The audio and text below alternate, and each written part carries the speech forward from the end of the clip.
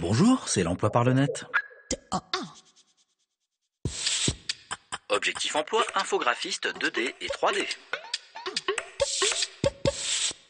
Cinéma, télévision, publicité, communication, édition, internet, jeux vidéo, tout le monde s'arrache les compétences techniques, l'imagination et la créativité des infographistes en 2 et 3 dimensions. Comme vous le verrez sur cidj.com et sur graphiline.com, ce prince de la palette graphique crée des images animées pour toutes sortes de projets. Il construit des personnages, des objets, des décors, des textures et tout un univers en jouant avec une panoplie de logiciels spécialisés et de techniques, incrustation, assemblage d'images, retouche de photos, création d'images composites, mixage de textes et d'images, etc.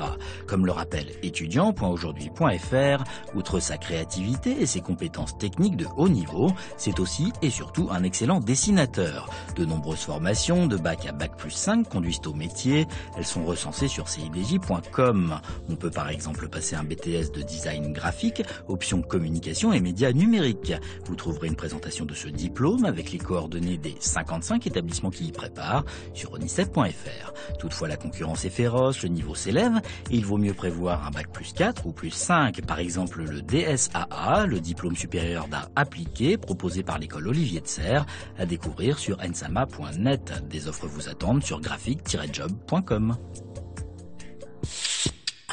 Mode d'emploi, travailler au Qatar. Avec la Coupe du Monde de football en 2022, on n'a pas fini d'entendre parler du Qatar, mais pour assurer sa visibilité internationale, ce minuscule et richissime émirat du Golfe arabo-persique a bien d'autres atouts, comme vous le verrez sur trésor.economie.gouv.fr et sur diplomatie.gouv.fr.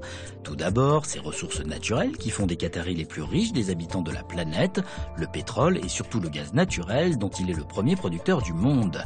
Des richesses qui lui assurent une forte croissance et un chômage inexistant. Mais l'Émirat s'efforce aujourd'hui de diversifier son économie et les grands travaux, l'industrie, le tourisme et l'éducation sont en plein boom. Les entreprises françaises y sont bien implantées.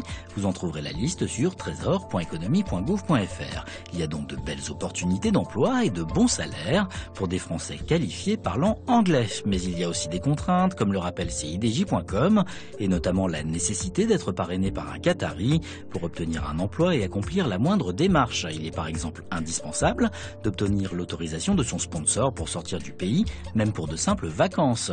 Allez sur vivreauqatar.com pour en savoir plus et pour dénicher des offres, explorez bet.com. Enfin, vous lirez le témoignage d'un jeune Français installé au Qatar sur mavieauqatar.over-blog.com.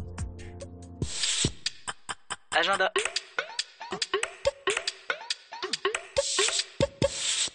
Que vous soyez étudiant ou lycéen, vous allez devoir décider très vite de ce que vous ferez l'année prochaine, études longues ou courtes, grande école ou université.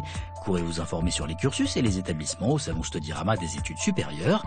Il vous attend demain à Metz, toutes les infos sont sur studirama.com.